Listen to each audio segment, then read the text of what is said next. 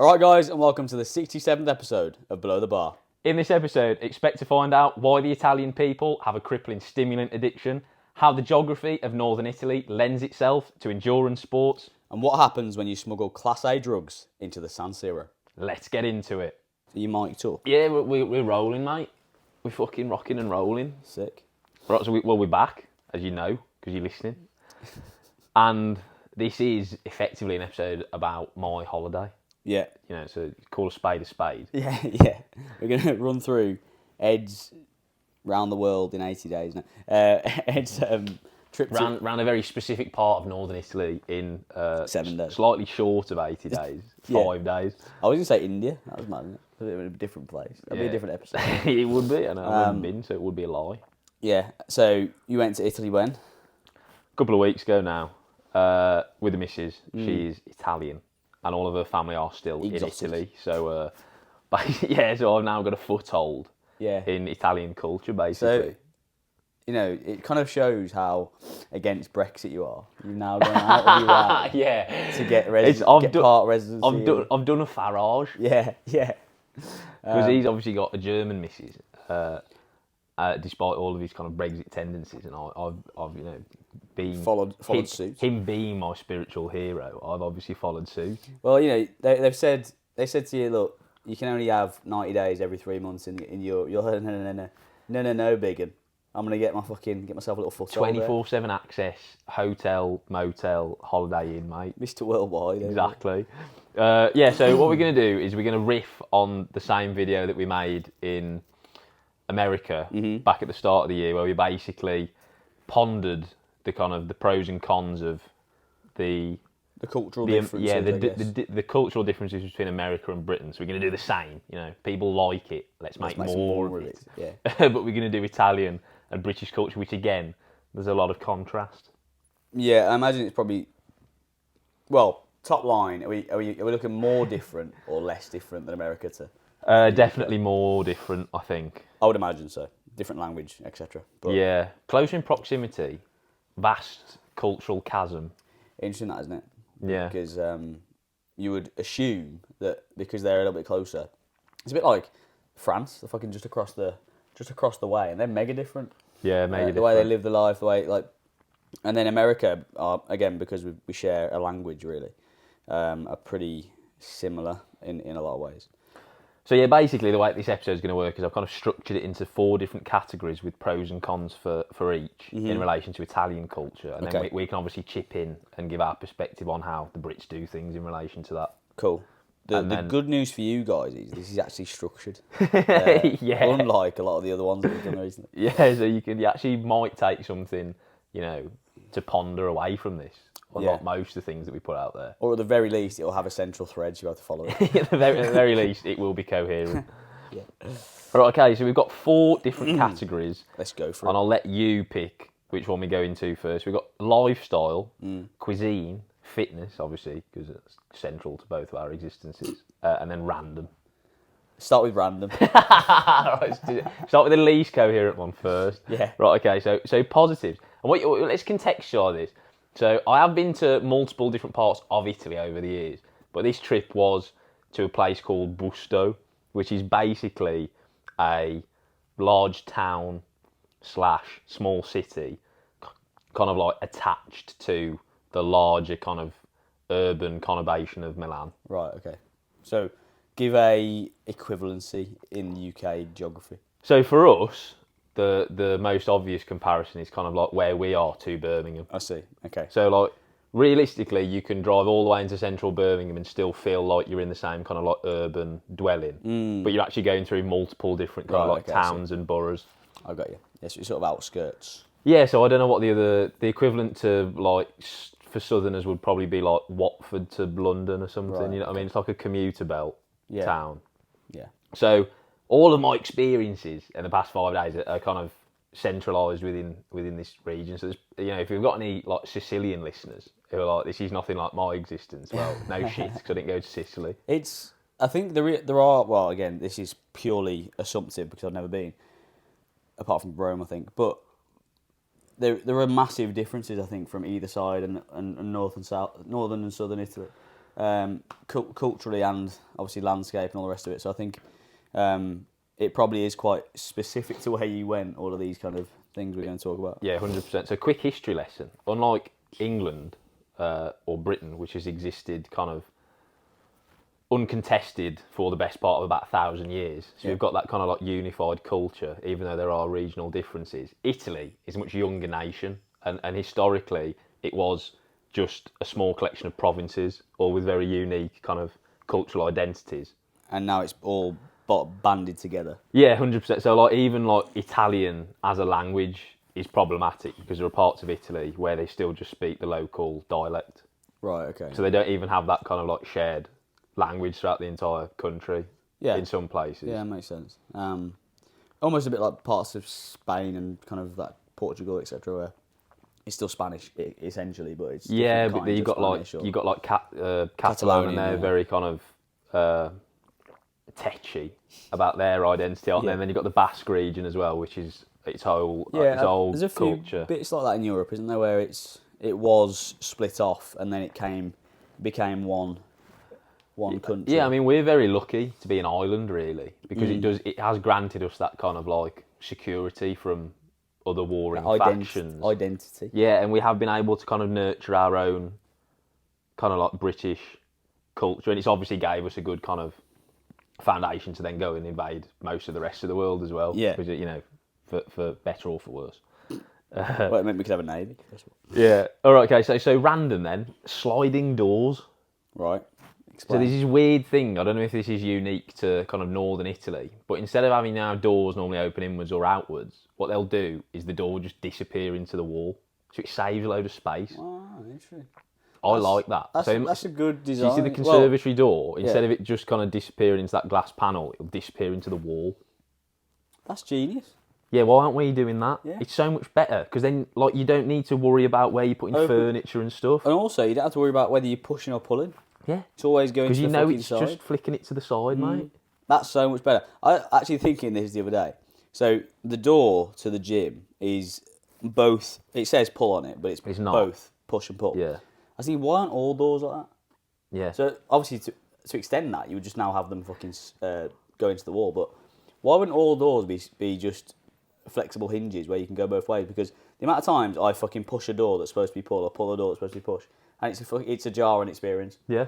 And so this would solve it, but so would having unisex doors. It's also quite good when you're like going for a piss in like a bar or something, or like a cafe, because if someone's not in it, the door will obviously be open because it'll be in the wall. Whereas ordinarily, with a regular kind of like conventional door, you're left to guess. You have the awkward moment where you try and like break in, and then someone's having a shit. Yeah. And it's a bit intrusive because it's like. And if they haven't locked it, it's very intrusive. It's very intrusive. Yeah, you could. Get what you didn't bargain for in a coffee shop there. Yeah, so it's a very random opener, but I was very impressed with their kind of like door architecture. Well, that is quite nifty, really. That again, like you say, saves loads of space.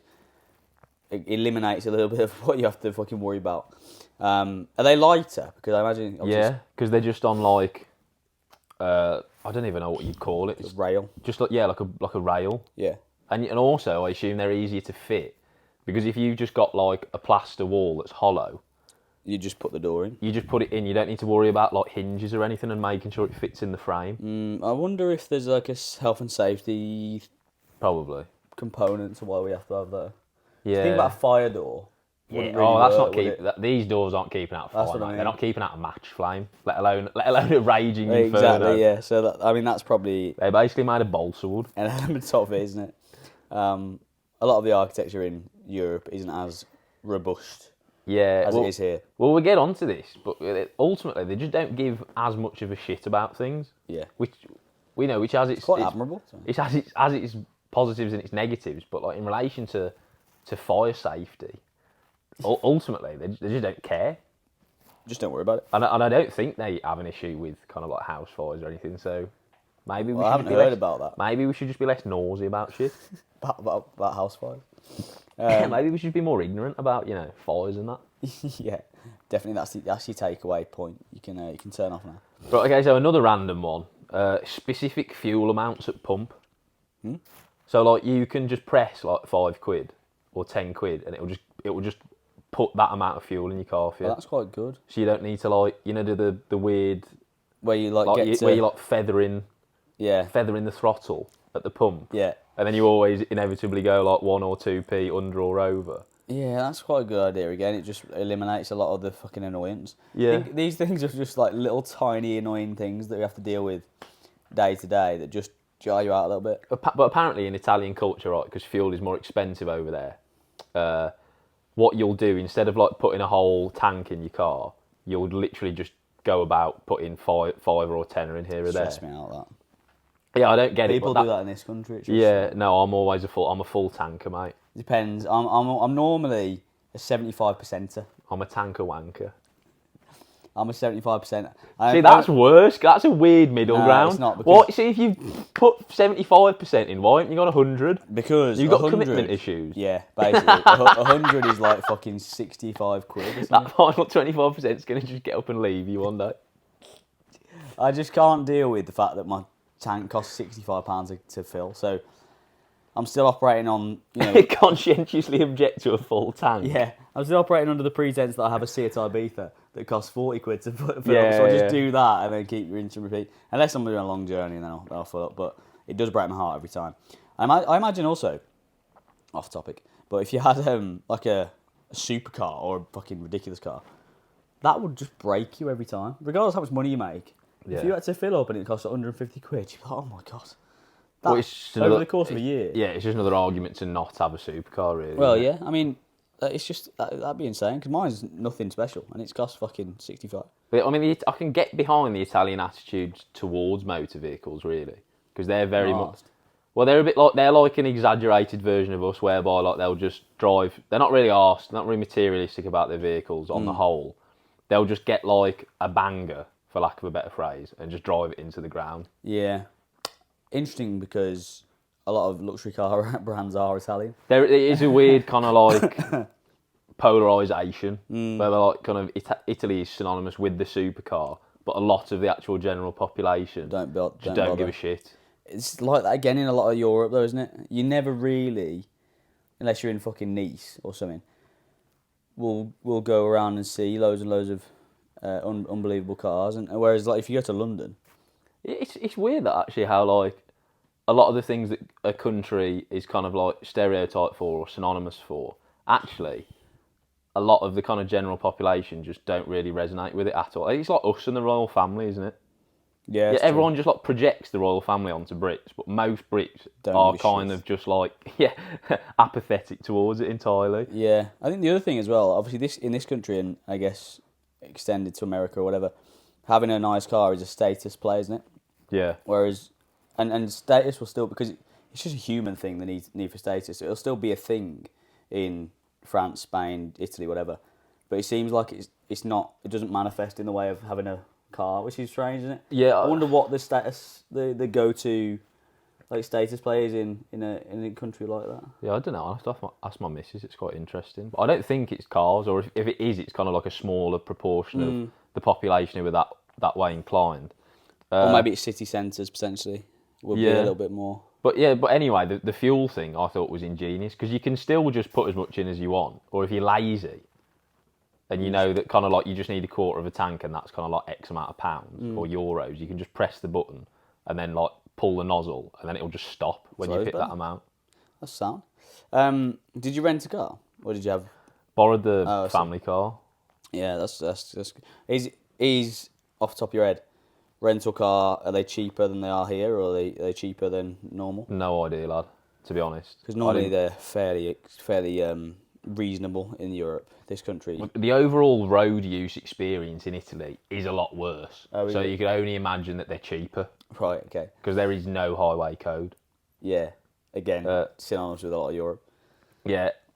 In fact, well, we'll get on to that. That's one of the we've done the two positives from the Okay. random category now. The one of the two negatives I have was lack of highway code. Driving, again, similar with like, a lot of countries I've been to that aren't like developed Western nations or like super developed like us and you. This is the most Italian thing you'll ever hear, right? And this is true. So we were obviously I made a whole thing of the fact that Italians can't drive while I was there. And then my missus was telling me about her driving test. Right. Right, get this. Guess what she had to do for her driving test? What? She got in the car, Yeah. right, drove to the local tobacco place. Yeah. The bloke got out, had an espresso, bought some fags, and that was it. That's the most Italian thing I've ever heard in my life. It lasted That's about class. 10 minutes. You're a taxi for someone to get his breakfast, basically.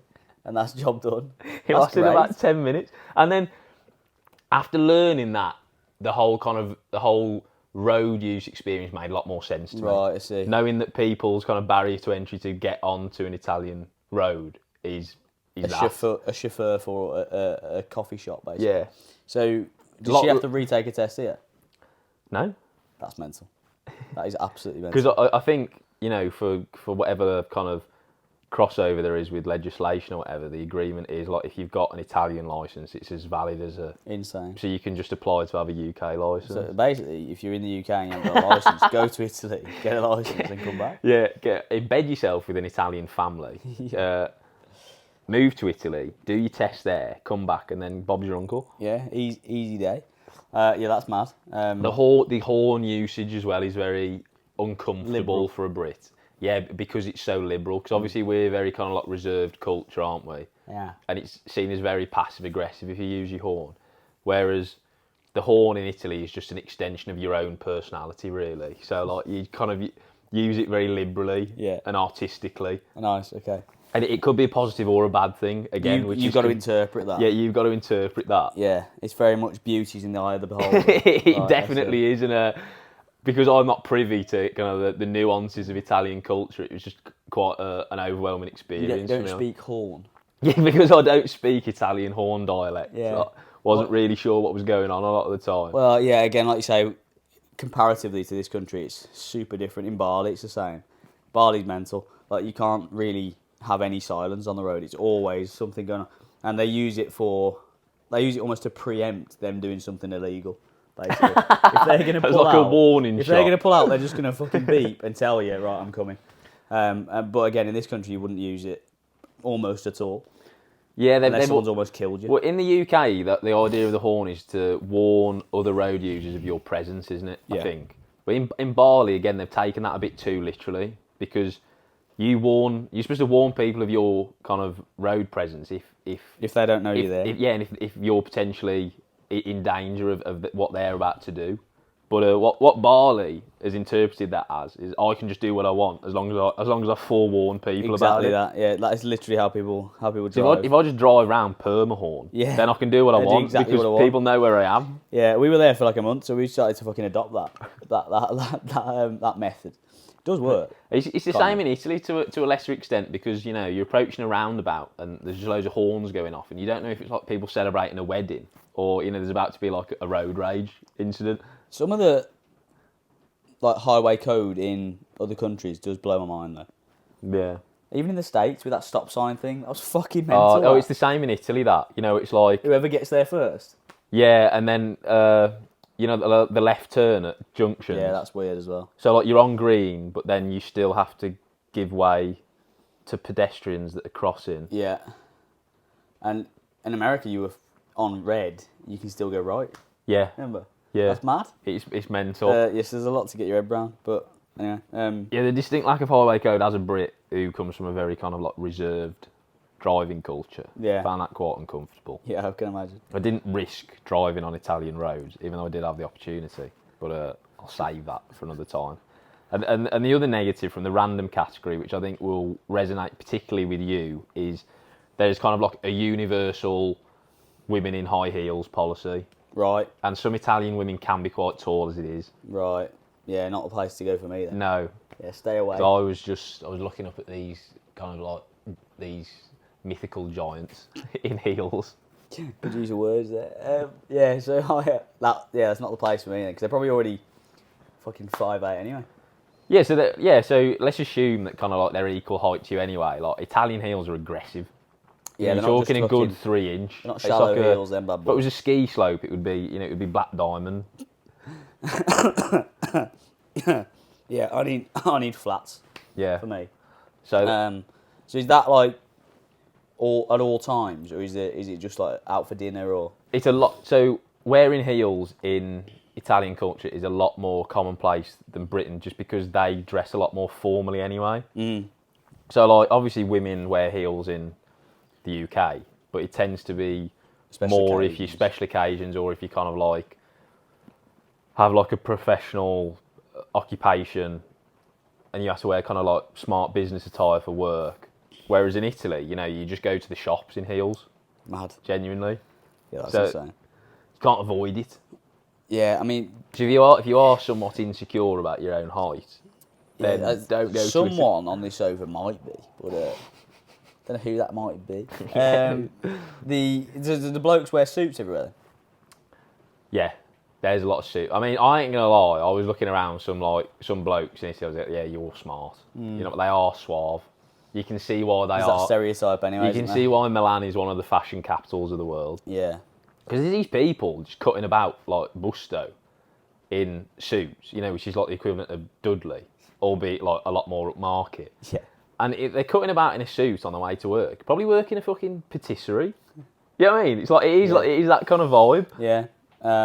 I wore a suit once for a wedding the last 3 weeks, and it's fucking jarring. It's shit, isn't it? Yeah, it's not practical. You wouldn't want to. It does look good, but I think there's a lot of kind of like the Italian psyche that's very style over substance in that regard. Anyway, it's all they will sacrifice their own comfort to look better, to look stylish. It's kind of I've got time for that. Admirable in relation to fashion. In other regards, I have no time for it. I'm largely the antithesis of that normally, but yeah, I mean, it's good if it's the way you express yourself. I could never do it. I mean, part of the reason why I've got into the work that I have is because it means that, you know, I can feasibly get away with just wearing shorts and joggers for the rest of my existence. Well, exactly, yeah.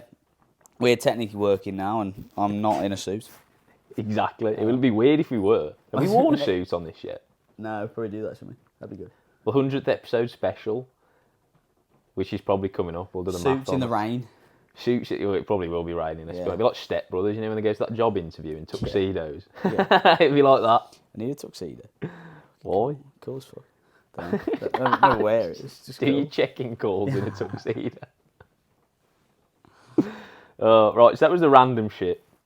A bit more structured now. What should we do? Should we do lifestyle? Yeah. So there's a lot more positives than negatives for this, which is telling. That's good. So on a whole, there's a lot more civic and individual pride in everything. Okay. So, you know, there's like in Britain now, there's like a very entrenched like declinism, isn't there?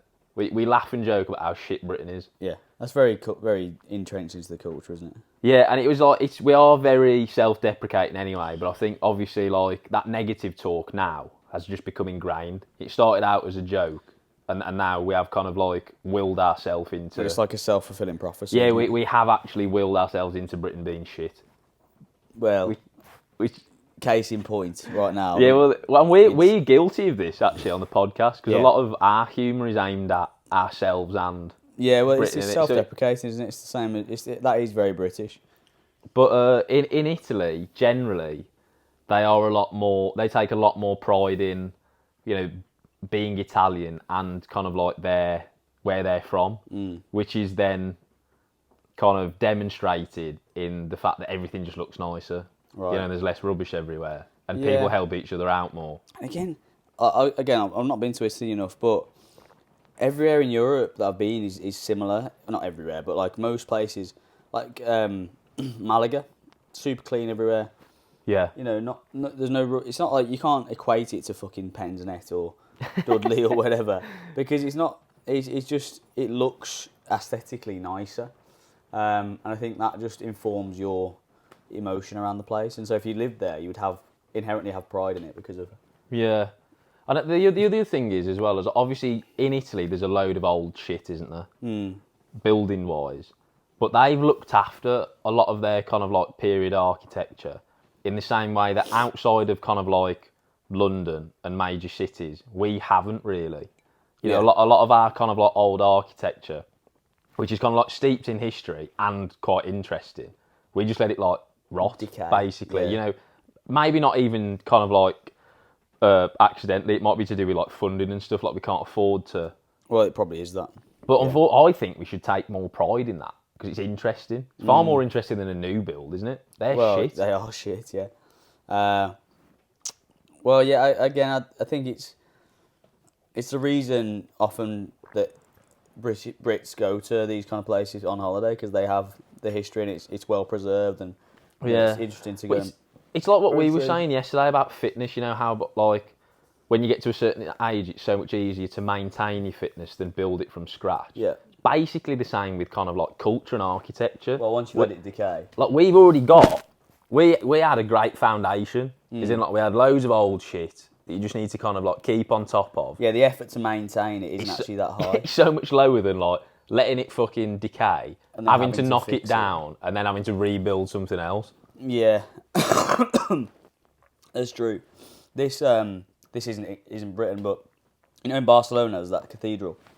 Yeah, the Sagrada Familia. Yeah, it's been having fucking work done it for. It's never been completed seen that without scaffolding. It's because they'd never completed it, and I think they started to build it in like the 19th century. Really? And it's still not built because it's so extravagant. I think it was it Gaudi, the architect who designed it? I think because it was so most of it, fucking. Yeah, he designed most of Barcelona, all the nice buildings anyway.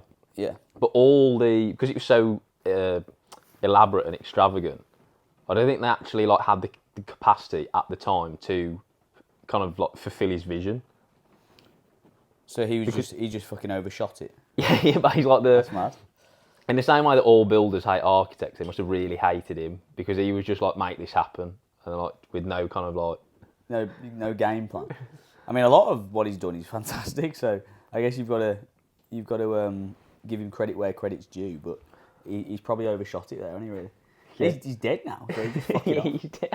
Just knock it down. Yeah. Build a nice. Just kind leave of like, it where it is. Do a Britain and knock it down and build a nice a nice new build housing estate. I bet there'd be people who flock from miles around to see that housing estate. Yeah. Exactly. On like loads of white girls' Instagram stories and shit. Yeah, fill it with 500s and a Starbucks on the end, obviously, to keep them hydrated and nourished. And fed and watered on carbs and cane sugar. Yeah. So civic and individual pride, and then fed into that is obviously, and this is a stereotype, but it does ring true. They're just more chilled out. And I'm guilty of this. We're too fucking stressed and caught up in the rat race in Britain. I think this is a symptom of us trying to adopt American work culture. Yeah, because America's almost like all in for that. I think we're talking about this. It's actually quite strange because they're super chilled out, but they're like constantly stimulated. Yeah. Well, we'll get on to this. Yeah, this is like everyone in Italy has a crippling stimulant addiction. Yeah. So caffeine, nicotine is just getting smashed. They're just caning it all the time. Weirdly, they don't have the same. They have a much healthier relationship with alcohol than we do in the UK, which is obviously driven by kind of like binge drink culture. But they've replaced that vice with stimulants.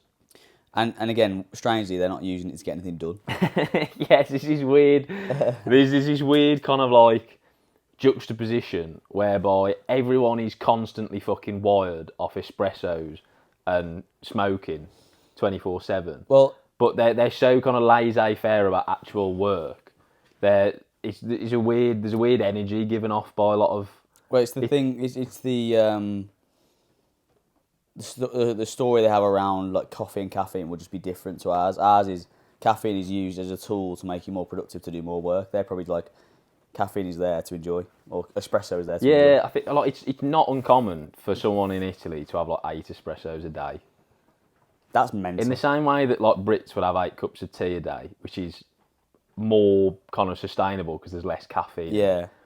Like in Italy, you having like 800 mg of caffeine in there. Yeah, in the UK, when you go for a glass of water, in Italy, you just go and have an espresso. That's mad. Because like everyone's got a coffee machine in their gaff. I'm getting bored with that, to be fair. But espressos, I would only ever have. I don't have them that often. I would only ever have when I need to be fucking wired. For me, a normal coffee's enough. But to have multiple espressos a day every day would be mental. Yeah, it's... And to be fair, they've just probably built up a fucking tolerance. Well, that's it, isn't it? And these aren't kind of... the Italian people aren't adhering to our caffeine guidelines of no caffeine after midday. No. They're doing espressos at about like 11 p.m. That's mad. Well, So like, feasibly, some Italians haven't had any REM sleep, since like the mid-1970s. and weirdly, they do age quite well. Yeah. So we're fucking, maybe science is wrong. It's because they're more chilled out. Nah, So that's true. they're fucking. Cortisol levels fucking They're drop. wired constantly, but because their cortisol levels like in It the balances out. floor, it balances out. Yeah.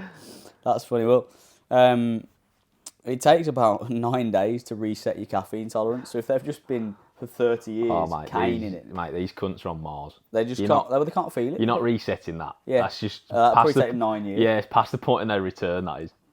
Yeah, I mean, that's, and even like, if it's like, say, if we had like 8 espressos, we'd be fucked. But they're probably like not even feeling I'd it. have a nervous breakdown. I think. Yeah, About you'd espresso. just shaking, Yeah, I'd just be like vibrating. I'd Float disappear. away. I'd disappear. You'd just be like sound waves where I used to exist. So and then obviously because coffee is so ingrained in Italian culture, it's a lot more affordable. So like, you go to a cafe and get a nice coffee.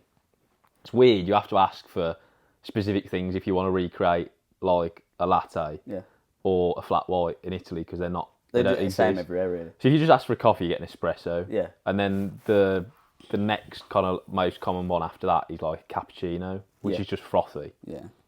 So you have to ask for a cappuccino with more milk, basically. Right. But it's like €1.50 for a coffee. It's mad that. Yeah, that's nice. But bollocks It that has to be because they're spending fucking doing 15 a day. It balances out, doesn't it? But going from the shit coffee monopoly that like Costa and Starbucks have, the stranglehold that they have on your wallet in Britain. Like £4 a coffee. Yeah, going to that where it's a lot more kind of like egalitarian. Again, I mean, I don't know why we've had in the recent years such a fucking markup on cups of coffee because it is effectively just water and a little bit of something else. Like the profit that those. Well, you know why they're on every street corner because they're making like 100% profit margin on each cup. Yeah, and then in places like that, it'll be like more independent coffee shops, I guess. So they're not as worried about profitability and that sort of thing. But I'm not even sure I saw a Starbucks. While I was there, they had them in like the airport. And oftentimes they can't survive in those places No. where they actually. So in places where they actually enjoy coffee, they get a very hostile reception, don't they? Because it's not seen as coffee to them. yeah. So I think I spoke to you about Melbourne. In Melbourne, when Starbucks initially came over, because coffee's such a fucking religion in Australia, and the quality of coffee is insane. When Starbucks went over with their shit stuff they normally use, they just didn't get any sales.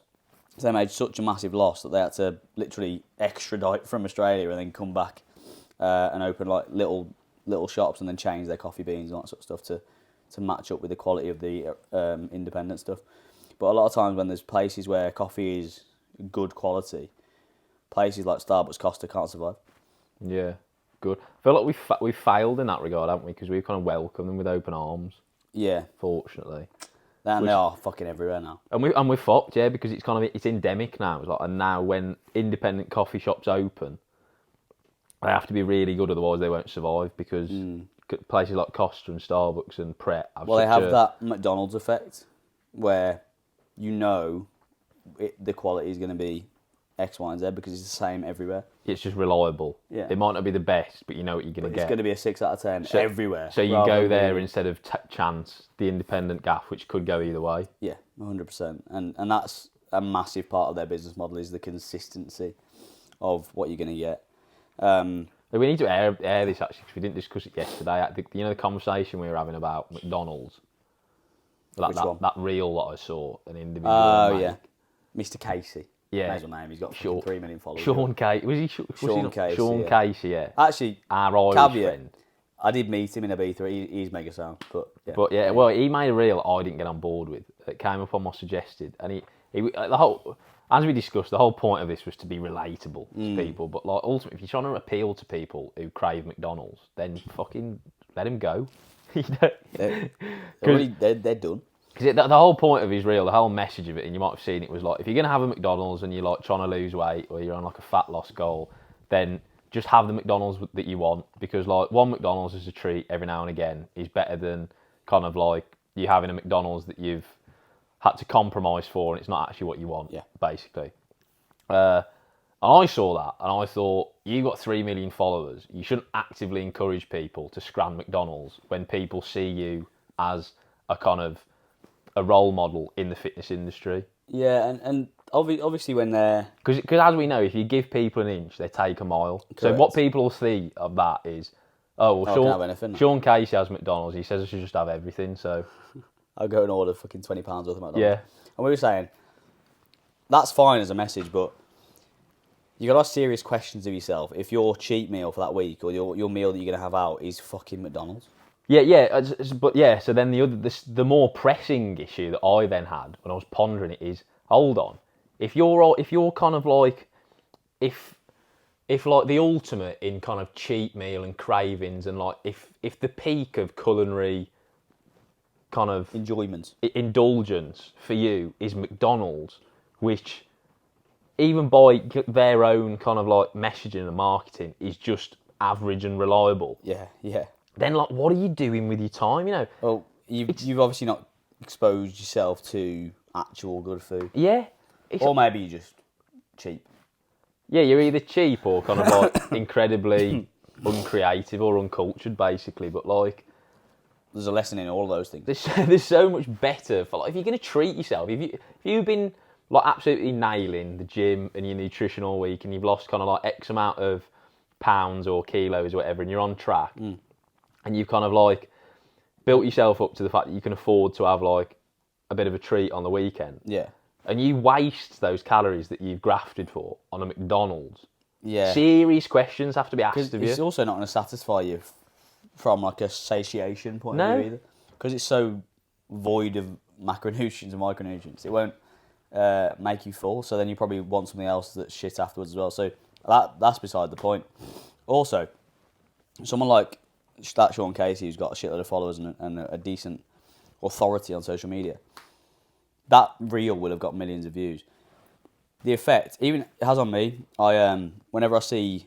So I can not be even thinking about having a McDonald's, for example, or a Domino's or whatever. If I see it on social media, I want one. Yeah. All of a sudden... Subconsciously. All of a sudden I'm like, oh, that'd be good, wouldn't it? And so there's more chance of me, after seeing that reel, going to get a McDonald's than there was. It wasn't even in my psyche before. Yeah. And now it's in there. That's what I was trying to say about, like, someone with his platform and, like you said, authority just shouldn't even mention McDonald's, because even if the message is kind of like anti-McDonald's, you've still reminded people of McDonald's. It's just advertising for him, and obviously when he sits down and makes that content, it's not like through malice or anything, but it's just because he knows it's going to get views. It's relatable. It's relatable. It's a novel idea, whatever. Sean Casey's McDonald's. I like McDonald's. I'm a sack as well. And so, I guess the people just need to be kind of careful with, if they've got a shitload of followers, what message they actually put out there.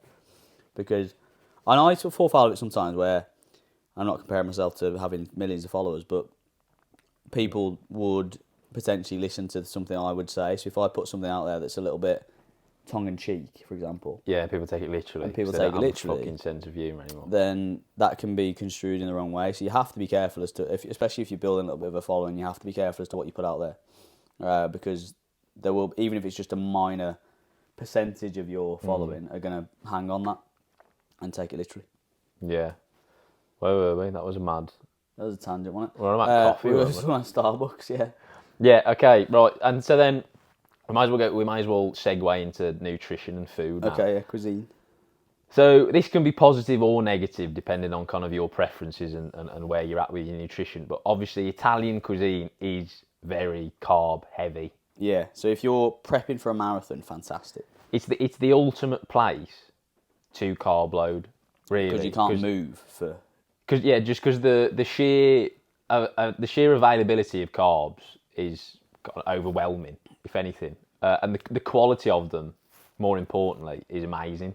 Yeah, so it's very easy to overeat. It's just easy to scran loads of pasta and loads of kind of like breaded products when they're all good quality. Yeah. Whereas in Britain, you often get stuck in the catch-22 of, well, I need to eat a load of carbs, but you end up eating kind of like shit brioche from the supermarket, like pasta that you've made yourself, which is just a bit bland. Well, trying to get 400 or 500 grams of carbs in this country is actually quite a challenge. I'd imagine over there it's probably not. No. Yeah. because we're going back to Italy at the end of the month to run a half marathon, so I'll welcome it with open arms then. But when I went a few weeks ago, I wasn't really carb loading for anything. I was just trying to eat normally, and my normal diet is kind of like protein rich, carb moderate basically. So I had to actively go out of my way really to consume a high protein diet. Because if you're just kind of like walking about and going in and out of cafes and stuff, the main food available are things like pizzas, pastries, like toasties, pastas. But if you're eating at home, it's fine, obviously, because there are supermarkets. Yeah. But if you're kind of out and about, and I guess the same. It's the same to an extent in Britain, but it's more ultra processed food than it is kind of just carbs. Yeah, Do you know what I mean? It's more fast food, isn't it? Yeah, you could definitely get that many carbs in. It probably just wouldn't be as... It's probably worse for you, really. Yeah, well, definitely, yeah. But I imagine the cuisine there is quite good quality. Is it pasta or pizza heavy? Pasta, isn't it?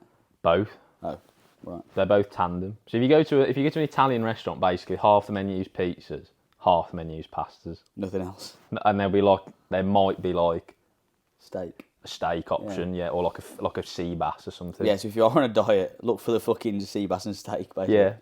But like one of the major positives of Italy, and this stems from the greater kind of civic pride that they have as well, is they're also very proud of food, and there's a much greater cultural appreciation for an emphasis placed on good food and eating well.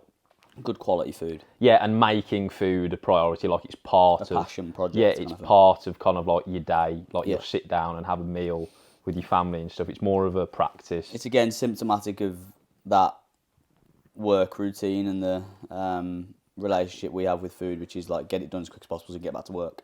Yeah, because we've basically like sacrificed we've sacrificed the practice of eating for work because we're all fucking massive cooks. Yeah. Whereas because Italians feel a lot more strongly about food as kind of like a ritual and stuff, they've safeguarded it basically. Yeah. So and because they've safeguarded that time, it means that they can prepare better food. Yeah. Because they have more time to play with. They place more kind of emphasis on it. It's true. So even if you're not trying to eat well in Italy in terms of like, get just really basic stuff as in like eat like a wide variety of plants and stuff, eat a balanced diet, it's a lot easier to do it in Italy kind of subconsciously just because the quality of food is better basically. Yeah, it makes sense. I mean, a lot of Italians undo that obviously with the crippling stimulant addiction. So it's kind of like they balance each other out. But like if you didn't have that, the quality of the food is quite strong. Yeah. And it's like you say, because we're rushing and trying to get everything done as quick as possible, we're probably more attracted to like fast foods and ready meals and all that sort of stuff that is just inherently not as good for you. Whereas if you do have the time and carve out the time to prep stuff and make your own pasta and do whatever. I wonder how the equivalent of us in Italy navigate their one-to-one coaching, because I imagine that a lot of the needs of kind of like one-to-one clients that you deal with in the UK around nutrition anyway is time. It's kind of time pressure, isn't it? You've got to try and hit their nutritional needs and goals without it taking up a shitload of time. And you often have to find like a middle ground between what's optimal and then what they can actually achieve. What's convenient. Yeah. I wonder because by and large they allocate more time and emphasis on kind of like sitting down and eating meals and kind of the practice of eating in Italy. I wonder if that's not an issue or less of an issue. Probably, but I guess the issue would be trying not to overeat on carbs and trying to actually crowbar protein into the diet and have somewhat of balance in terms of macronutrients. Yeah, probably the real issue you'd have probably is trying to ingrain the protein thing in them. Yeah, less carb, more protein. Yeah, because again, you take the two dishes of pasta and pizza, the base ingredients for both of those is carbohydrate. It's wheat. It's just all wheat. Yeah. Basically, Italians just eat different variations and forms of wheat. Yeah. That is the Italian diet. Sounds good to me. I'm going. I do want to go to the Italy's on the list for me. Yeah. But pretty much need a missus before I do that. Get an Italian one. It's a lot easier then. True. Yeah. I you- was thinking. I was looking right because I was looking about going to. Might as well air this fucking. I was looking at going somewhere for about a week in October. Would have been this week actually, because the weather was terrible. Well, I was looking at. you're touting for business or something. If anyone out there wants to come away with it for a week. I was looking at Amalfi Coast because it's been on the list for a while. I started looking. I was like, "There's no way I can go here on my own." You can, lad. You can't go there on your own. It's like the fucking romantic capital of the world. It'd be great, like Lord Byron or something. You know, he fucked off to Italy on his own, just great. swanning about, writing poetry. Yeah, I love writing poetry. That's pretty good shout. Yeah. Sitting on balconies, just Drinking fucking wine. pondering the world. Yeah. It could be good. could be good. But I'll just go back to the Lanzarote thing where it was just me and a lot of retired people.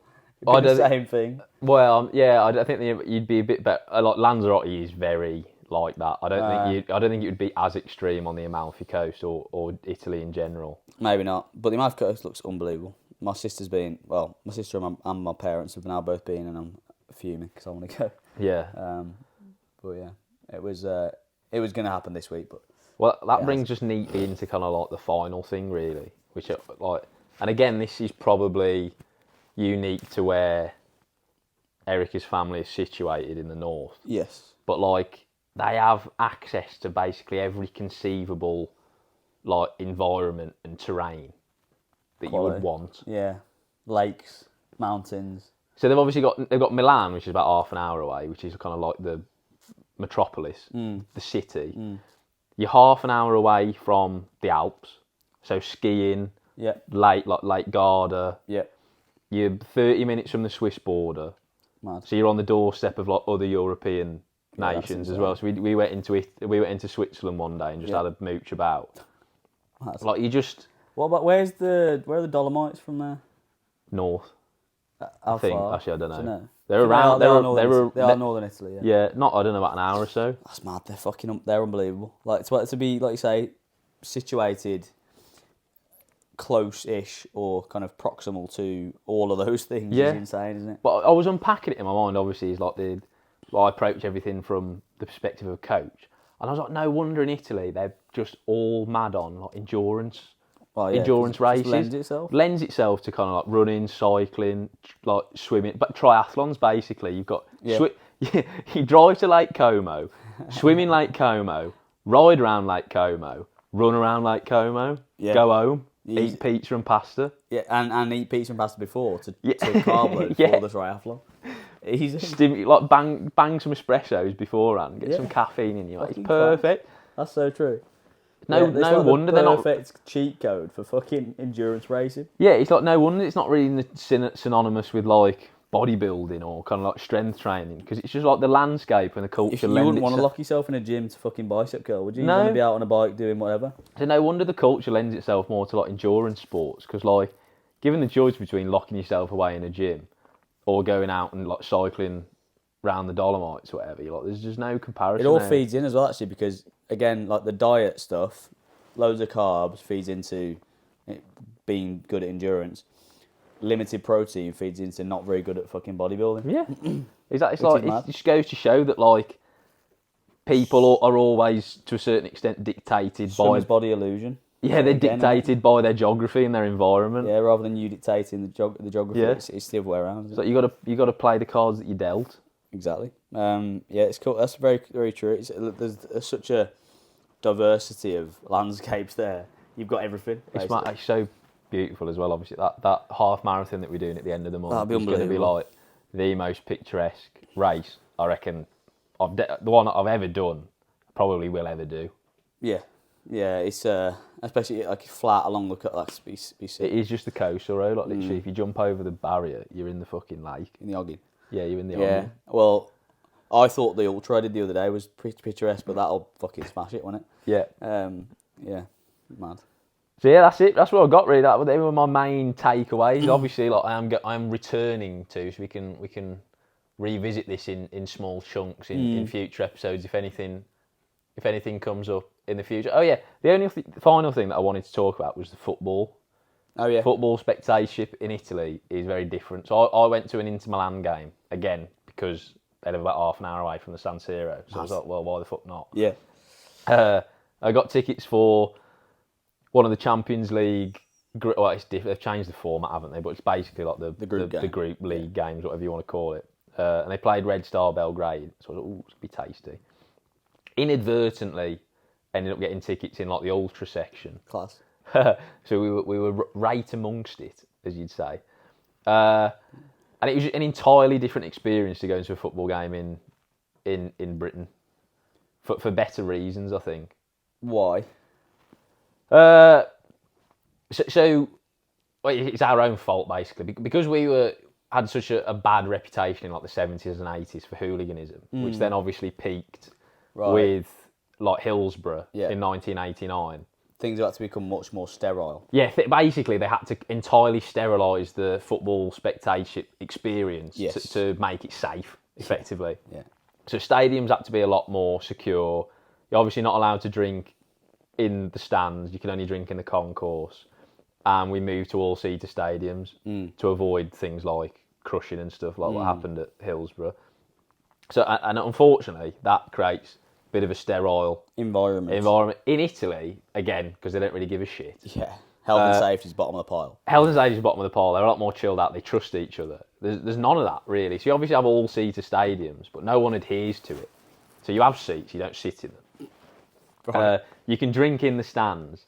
And also, you know, from my experience, do other drugs as well, which is good. Which is mad. Incredibly copious amounts of marijuana being smoked, and probably Class A's as well. Let's be honest. If they're not checking for marijuana, they're not checking for anything else. Yeah, exactly. And I'll be honest, unsurprisingly, it created a much more kind of like energetic and kind of febrile environment. I can imagine. But giving people more drugs makes them more entertaining. Yes. And probably, excited. Yeah, well, that's, again, drugs without the hot air, you know. Yeah, David Nutt, our mate. If it feasibly could make something far, far more entertaining and enjoyable. And I guess it's just about who you're giving the drugs to, isn't it? Like, can you trust them? And Italians have obviously reached a point where they're responsible enough with their drug use at football games to get away with it. In Britain, it just leads to rioting and kind of like aggravated assault. Well, you have to walk at the slowest person's pace in the culture and society. And in Britain, that is very slow. Yeah. Someone would say it was crawling. Yeah, well, it's a bit like Jim Jeffries. He says, he's like, well, in every society, you have to do that march at the slow person's pace. He's like, I take drugs like a fucking champion. Yeah. But I can't do them because fucking Sarah took drugs and killed the fucking kid. So true though, isn't it? Yeah. It's a bit like, yeah, but funny. Yeah, that's fucking mad that they just allow, well, I guess they don't allow it overtly, but yes, it was an interesting experience, that, because and it was a lot less intense. You know what I mean? You'd think like there's a lot of, everyone's pissed, they're all kind of like, but it's not as aggy. There's not as much riding on it, seemingly. Yeah, exactly. So like, there's the whole thing in Britain, obviously, is where like if your team win or lose, it kind of like makes or breaks your week. Yeah. There was a lot of people in that stadium for whom the football was basically a sideshow. Yeah, to you were them saying just having a catch up with their mates. Having a little combo and the football's on in the background. Yeah, we may as well have been in like an Italian bar, and there just happened to be a Champions League game going on in the middle of it. Do you know what I mean? So mad. That's class though. How's it compared to other European games we've been to? We only went to the Slavia Prague game, didn't we? And I'll be honest, the standard of football there was pretty toilet, wasn't it? It was a good experience, but the actual standard of Milan. The standard of football was a lot better than that, and the atmosphere was better, and obviously the stadium was better. It was more of a spectacle. Crazy, yeah. Standard of football isn't as good as the Premier League, though. We are spoilt with the Prem. Well, yeah. It is the best league in the world, and that's not me kind of like tub thumping. You know, objectively it is. So like, I think Inter are kind of like in the top 4 of Serie A, and that the standard of football there was no better than like mid-table Prem. Man, because it used to be, innit? Like, think about, well, the mind jumps back to the fucking AC Milan, wasn't it? 2005 final. That was an insane team. Yeah, I mean, historically, I don't know which Italian team is the most successful in history. Probably Juventus, maybe, or AC Milan. Juventus are pretty prolific. One of those two. But then, when they got Napoli, Juve, AC Milan, and Inter. And historically, they've always all been up there. But in the past few years, past decade or so, it's a bit like it comes from the Italian national team as well. Like they're shit now. Yeah, they used to be unbelievable. Yeah, it's a weird thing. They'll probably have a resurgence. Yeah, so Inter are at home again when I go over to Italy at the end of the month. So I'm going to try and go and watch another game to get a more rounded perspective of their kind of like footballing culture. Not that 2 games really scratches the surface, but it's better than 1, isn't it? Better than none. And then hopefully over time I can add to that, because obviously AC Milan play out of the same stadium. So if I'm there for an AC Milan game, I'll switch fire. That'd be good. And then a lot of Erica's family is still based in Naples. So you're Napoli game as well. So originally, they're from the south of Italy. So it gives me access, and the family as a whole supports Napoli. So I'm getting with the Napoli ultras, like Ross Kemp. Yeah. It'll be me soon on National Geographic. You need to take a little fucking gimbal. And Eddie Rex on gangs. Yeah. Me football in full gangs. Yeah, and when I learn Italian as well, I'll be the part for it. I'll be like me, infiltrating the Camorra on the terraces at Napoli. Yeah, sniffing fucking Class A with the locals. Yeah. I'm undercover. It's part of my act. Yeah, fucking bloodshot eyes like that. Who are you? With the camera crew. Fuck off. I've gone native. I've gone Naples. Yeah, I've gone Naples. Yeah, but that's the episode. So on a whole, then we wrap it up. I think we can learn in the opposite way that we can't learn anything from the Americans. All we can do is do the opposite and hope for the best. We definitely can. The opposite of a good idea is another good idea. We definitely can learn a lot. Well, I mean, there is a lot of history in it. So, you've got to think about it. Like, Italian culture, in some way, shape, or form, has existed for a long time. So it's tried and tested. Yeah. American culture, ever since they're still learning. Ever since they booted us out, the worst decision they ever made, is evidently still got some teething problems, hasn't it? Still evolving. But no, that's interesting. Like I say, it's on the list, and I will probably end up going to Northern Italy. It would seem, because I think there's a lot more going on in the north. Historically, I think there's always been, in the same way that there's a north-south divide there's a bit of that. I think it's almost more pronounced. That the south is it's considered, by Northern Italians, I think, consider the south to be like a bit of a sleepy backwater. Oh, really? And that they're kind of like propping them up, right? Economy-wise. Probably are. Yeah, no, I think they are. Yeah. It's a lot more industrial. There's no real industry in the south. They probably do better tourism-wise, but again, probably balances out with the Alps and stuff. Fair. And Como and all that sort of stuff. Yeah, so I think there's a bit of a tension in that regard. But yeah, you need to get yourself to Italy, lad. Yeah. Come with me, and then we can be ultras together. Yeah, well, I will. I'm in. And we'll do a fucking pod about that. Live from an Italian jail cell. Yeah, live from fucking San Siro. Well, that's it. That is the end of this episode, and then the next episode, the next 2 episodes are going to be lifting the lid. So we're going to switch fire in that regard. Yes, we're going to delve into a little bit more of the detail of some of the kind of joining process and stuff, and I think look at potential. Well, we need to get a fucking interview going, don't we? But the mics aren't lending themselves. Which basically, the short of that is we still haven't squared the circle of how we're gonna, what's the audio video setup going to be moving forward. Yeah, because the issue is these mics are so easy.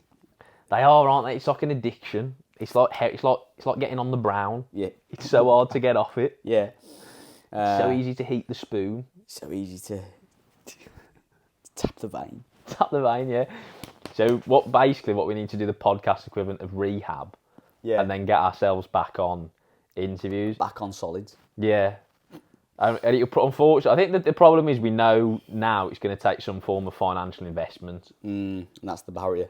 That is the barrier, isn't it? Because we've got a setup ready to go here that we can just go off to.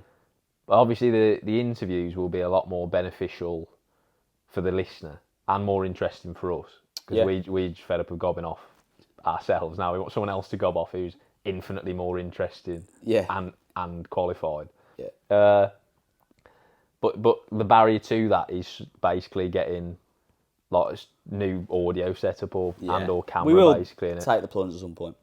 Yeah, it'll happen, but not immediately, basically. So the next 2 episodes you can expect are lifting the lids, so military themes for anyone not in the loop. Mm-hmm. And the first one of those will be basically mistakes.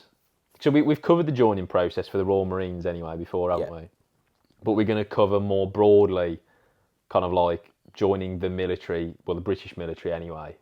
And mistakes people make along the way. And common mistakes and kind of like pitfalls people fall into during that process. Yep. So if you are thinking about joining or in the stages of joining, then listening, because hopefully you'll be able to take something from it. Exactly. But that's to come. So thanks for tuning in, and we'll see you next time.